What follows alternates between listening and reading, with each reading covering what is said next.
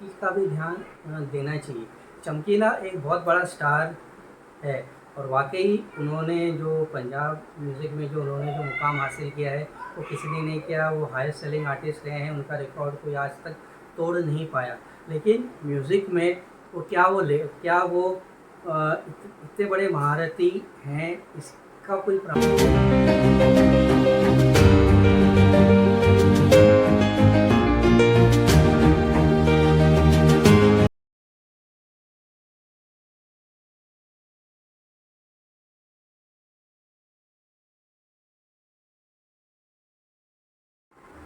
नमस्कार, हेलो, आप सबका सिने ब्लूज़ में स्वागत है। और आज हम रिव्यू करेंगे नेटफ्लिक्स पे रिलीज़ हुई फिल्म चमकीला। चमकीला जो पंजाब के मशहूर सिंगर अमर सिंह चमकीला पर आधारित है, जिसे highest selling Punjab music artist माना जाता है। उनके गाए हुए गाने के रिकॉर्ड आज तक कोई नहीं तोड़ पाया। इस फिल्म में दिलजीत दोसांझ ने अमर सिंह चमकीला की भूमिका निभाई है और उनकी वाइफ की भूमिका अमरजोत की भूमिका निभाई है परिणीति चोपड़ा ने। इस फिल्म को डायरेक्ट किया है इम्तियाज़ अली ने। और ये फिल्म चमकीला के कंट्रोवर्शियल जीवन पे आधारित है और क्यों चमकीला सबसे हाईएस्ट सेलिंग आर्टिस्ट हुए, ऐसा क्या था उनके गाने में कि लोग उनके गाने पे टूट पड़ते थे, उनके ऑडियो कैसेट पे टूट पड़ते थे, उनके अखाड़े में जा के लोग झूम उठते थे। अखाड़ा पंजाब में जहाँ पे म्यूज़िक का एक गांव में म्यूज़िक का एक शो होता है, जिसमें लाइव आर्टिस्ट परफॉर्म करते हैं और लोग उसमें नाचते हैं, झूमते हैं शादियों में और जगह भी ओकेशंस में। इस तरह के अखाड़ों का आयोजन वहाँ पे पंजाब में होता है। और ये 1980s के पीरियड की कहानी है और इसमें इस पीरियड बेस्ड बायोपिक में पंजाब के उस पूरे माहौल को दिखाने की कोशिश की गई है। जैसे कि बॉलीवुड में अभी बायोपिक का एक दौर चल रहा है, इसमें चमकीला का चयन करना एक इंटरेस्टिंग बात हो जाती है कि ऐसा क्या था चमकीला में कि इस पे बायोपिक बनाने की इम्तियाज़ अली ने सोची। और ऐसा चमकीला के अंदर वाकई ऐसा क्या था कि उसके गाने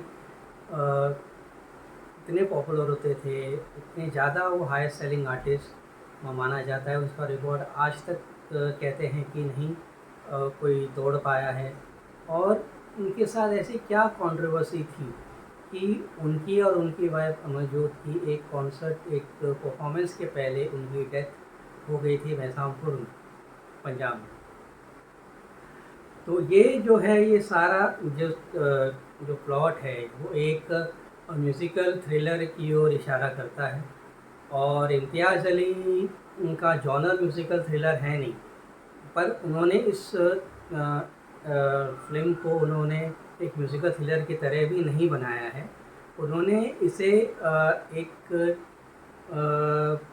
लाइट हार्टेड वे में और रोमांटिक लाइट हार्टेड वे में एक कहानी उन्होंने चमकीला की अपने तरीके से कहने की कोशिश की है। अब सबसे बड़ी बात ये है कि चमकीला के गाने में ऐसा क्या था। तो उनके गाने में ये था कि उनके जो गाने होते थे वो खुद लिखते थे और उनके गानों डबल मीनिंग के होते थे, जिसे एक विशेष तबका बहुत ज़्यादा पसंद करता था गाँव में। इसे लोग अखाड़े में सुनते थे, नाचते थे और सबके ये गाने सबको पसंद आते थे। और शादी ब्याह के अखाड़ों में और भी फंक्शंस में ही ये परफॉर्म करते थे और साथ में उनकी एक फीमेल पार्टनर हुआ करती थी। बाद में उनकी वाइफ अमरजोत उनकी फीमेल पार्टनर बनी और वो इस तरह के डबल मीनिंग के गाने गाते रहे और मशहूर होते रहे, पॉपुलर होते रहे। उनके रिकॉर्ड HMV ने बहुत बेचे और काफ़ी पॉपुलर हुए। लेकिन साथ ही साथ 1980s के टाइम पे जो पंजाब का जो माहौल था वो भी इसमें बुलाया जा सकता था, पर इम्तियाज़ अली ने ऐसा नहीं किया है, क्योंकि फिर चमकीला का जो लाइट हार्टेड और जो एलिमेंट है और जो एक रोमांस और एक उसको वो कम करना नहीं चाहते थे, उनको इंटेंस फिल्म नहीं बनानी थी। उन्होंने उसको एक कॉमेडी की तरह से काफ़ी इसका बड़ा लाइट हार्टेड वे में, जैसे मैंने कहा कि इसका ट्रीटमेंट उन्होंने किया है। और साथ ही साथ जो चीज़ें मुझे चमकीला के बारे में जो मैंने सुना है, जो मैंने थोड़ा बहुत पढ़ा है, तो ये था कि ऐसा नहीं था कि सिर्फ चमकीला ही डबल मीनिंग के गाने गाया करते थे, और भी उस समय पे सिंगर्स थे जो उस तरह के गाने गाया करते थे। और वैसे भी अगर हम बॉलीवुड में देखें तो डबल मीनिंग के गाने बॉलीवुड में भी एक समय पे काफ़ी पॉपुलर होते थे, चलते थे। दादा कोंडके की फिल्में और उनके गाने भी फिल्मों के टाइटल तक डबल मीनिंग के हुआ करते थे, और वो चला भी करते थे। एक ऐसा दौर था, तो ऐसा नहीं है कि चमकीला ही एक अलग था जो उस तरह के गाने गाया करता था। और भी लोग उस तरह के गाने गाया करते थे, पर चमकीला ज़्यादा पॉपुलर हुए थे। और उनके इस गाने की शैली और इस गाने के तरीक़ों के लेके बहुत कुछ लोगों को, काफ़ी लोगों को आपत्ति भी थी। और जहाँ तक मेरा मानना है कि जो एक जातिवाद का भी इसके अंदर एक पहलू जो है वो इससे साथ जुड़ा हुआ है, कि चमकीला एक दलित जात की फैमिली से आते थे। वो एक चमार थे और उनको गाने का शौक़ था, और वो फिर किस तरह से एक सिंगर बनते हैं, और जो उच्च जाति के जो सिंगर्स हैं उनको किस तरह से उनसे तकलीफ़ होती है, ये भी एक पहलू है इस कहानी में। और वैसे इम्तियाज़ अली ने इसको छुआ है, लेकिन उसमें ज़्यादा उसको सीरियस या इंटेंस बनाने की कोशिश उन्होंने नहीं की है। पर ये पहलू जो है वो आता था, और ये बहुत बड़ा रीज़न भी हो सकता है कि उनके जो लोग थे उनकी हत्या का। वैसे आज तक इस बात का कोई कंक्लूजन नहीं निकला है कि आखिर अमर सिंह चमकीला की हत्या किसने की। उसी बात को इम्तियाज़ अली ने रखा है, उसको ओपन ही रखा गया है। वैसे कुछ चीज़ें हैं जो इस फिल्म में इम्तियाज़ अली ने थोड़ा सा एग्जैगरेशन किया है, उस तरह से उसे प्रमोट भी किया गया है। जैसे तरह से एल्विस ऑफ पंजाब का जो टाइटल है, वो मेरे ख्याल से, जहाँ तक मेरी जानकारी है, उसमें ऐसा है कि आप विकिपीडिया में मोहन सिंह चमकीला का पेज देखेंगे तो भी आपको पता चल जाएगा कि ये म्यूजिशियन है अमित त्रिवेदी, उन्होंने ये टर्म यूज़ किया था अमर सिंह चमकीला के लिए। और ये जब अमर सिंह चमकीला मौजूद थे, जब वो ज़िंदा थे और जब वो परफॉर्म करते थे, गाते थे, तभी ऐसा 80s के समय उनको इस तरह का टाइटल किसी ने दिया था, ऐसा उस विकिपीडिया के पेज में, ऑनलाइन में ऐसा कोई जिक्र है नहीं। तो ये एग्जैगरेशन है। और दूसरी चीज़ है कि बायोपिक आप बनाते हो, तो बायोपिक में बनाने में जो आप जिस व्यक्ति के ऊपर बना रहे हो, तो वो कितना मायने रखता है और कितना वो इम्पोर्टेंट है, ये चीज़ भी नज़र में रखनी चाहिए। इस चीज़ का भी ध्यान देना चाहिए। चमकीला एक बहुत बड़ा स्टार है, और वाकई उन्होंने जो पंजाब म्यूज़िक में जो मुकाम हासिल किया है वो किसी ने नहीं किया। वो हाईएस्ट सेलिंग आर्टिस्ट रहे हैं, उनका रिकॉर्ड कोई आज तक तोड़ नहीं पाया।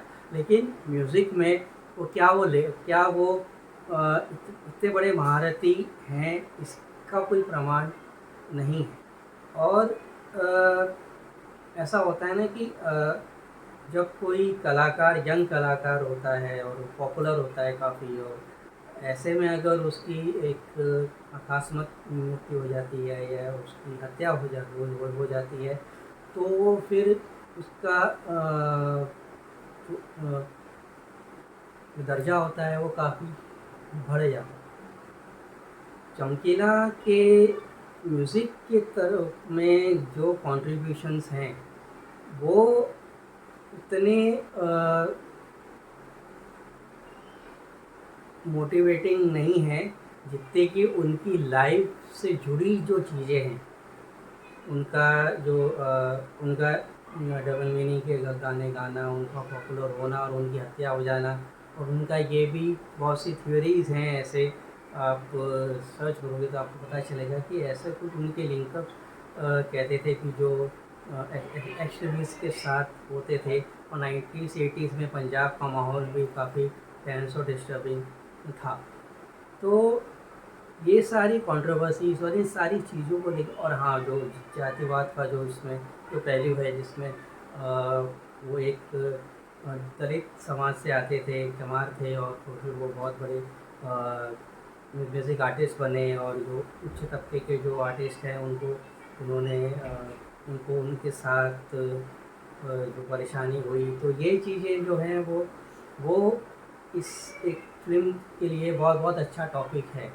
लेकिन क्या चमकीला म्यूज़िक के लिए उतना एक ज़रूरी, उतना एक इम्पोर्टेंट, उतना एक बड़ा कंट्रीब्यूटर है कि नहीं है, ये मैं नहीं जानता। लेकिन ये सवाल मेरे मन में आया जब मैं ये फिल्म देख रहा था कि सारी कंट्रोवर्सीज़ को लेके एज एन आर्टिस्ट उनका इतना बड़ा क्या योगदान है कि एक बायोपिक उन पे बनी है, उन पे बेस्ड फिल्म बन सकती थी, लेकिन इस तरह से उन्होंने बनाने की कोशिश की।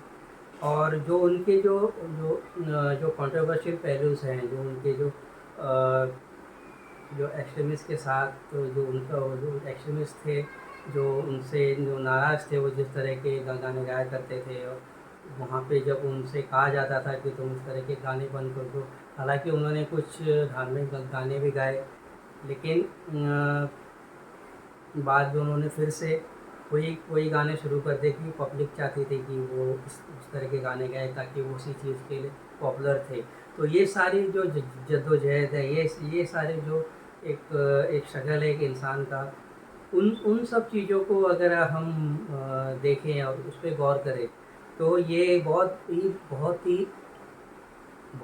ही इंटरेस्टिंग और बहुत ही ज़बरदस्त टॉपिक है एक ऐसी म्यूज़िकल फिल्म बनाने के लिए जिसके अंदर क्राइम और मिस्ट्री भी हो सकती है। लेकिन अनफॉर्चुनेटली इम्तियाज़ अली अपने लाइट हार्टेड वे में ही ज़्यादातर रहे, और वो उन पहलुओं पे उतना हाईलाइट या पिन पॉइंट नहीं कर सके जो कि ऐसा मुझे उम्मीद थी कि शायद हो। और वैसे भी चमकीला पे ये पहली फिल्म नहीं है जो अमर सिंह चमकीला के ऊपर बनी है।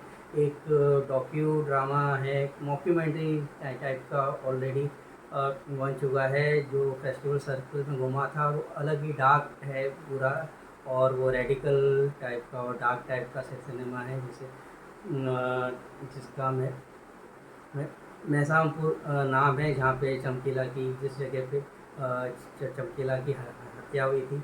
और एक फिल्म है जो पंजाब में जो जोड़ी, उसका टाइटल है, जिसमें दिलजीत दोसांझ ने ही उसमें भूमिका निभाई है। वो फिल्म ऐसा बायोपिक या उस तरह से वो क्लेम नहीं करती है, पर वो अमर सिंह चमकीला की लाइफ पर बेस्ड है, और उनका नाम उन्होंने अमर सिंह सितारा कर दिया है चमकीला की जगह उस पंजाबी फिल्म में। तो ये फिल्म में, जहाँ तक म्यूज़िक का सवाल है, तो अब मैं इस पर टिप्पणी करना नहीं चाहूँगा, क्योंकि मुझे नहीं पता कि ए.आर. रहमान ने कितना उस समय के 1980s के टाइप के जिस तरह का म्यूज़िक और फ्लेवर और जिस तरह के गाने चमकीला एक्चुअली में गाया करते थे, वैसा का झोंका, तो वैसी उन्होंने वैसा फ्लेवर, वैसा स्वाद उन्होंने इस चमकीला में रखा है कि नहीं रखा है, मैं उस पर नहीं कहूँगा। पर अब जिन्हें उस म्यूज़िक के बारे में पता है वो ज़्यादा जानते हैं।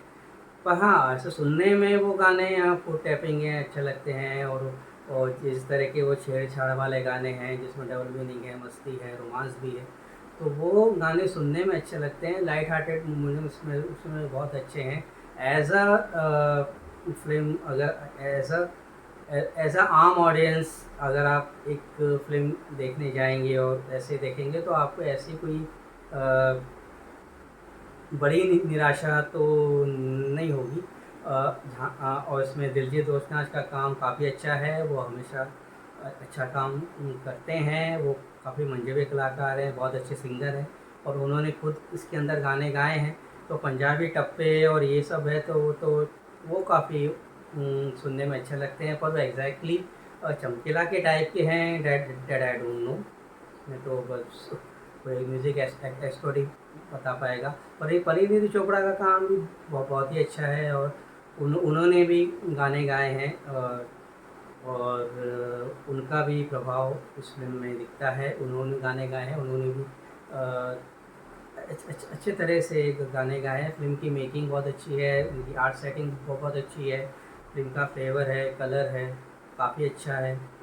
कुल मिला के ये एक अच्छी फ़िल्म है चमकीला, जो जबकि वो एक बेहतरीन फ़िल्म बन सकती थी, लेकिन अब इम्तियाज़ अली का वैसा फ्लेवर, वैसा कलर है नहीं, उस तरह की फ़िल्में बनाते नहीं हैं। शायद कोई और फ़िल्म मेकर होता तो शायद ये जो उसके जो सीरियस इंटेंस जो चीज़ें हैं वो निकल के समाज पे जो, अगर वो सवाल उठा सकते थे। एक बात अपनी एक सिनेमा में कोई मंझा हुआ फिल्म मेकर अगर कह के निकल जाता है, तो वो अपॉर्चुनिटी हम इम्तियाज़ अली के हाथ से निकल गई।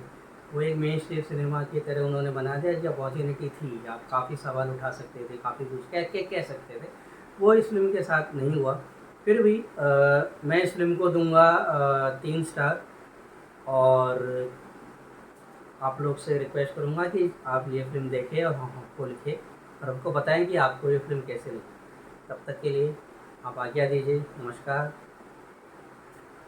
हम मिलते रहेंगे, सिनेमा की बातें करते रहेंगे आपके अपने फेवरेट चैनल सिने ब्लूज़ में। और हाँ, अभी तक आपने हमारा चैनल फॉलो नहीं किया है, तो प्लीज़ हमारा चैनल फॉलो करिए। नमस्ते। Have a nice weekend. Thank you.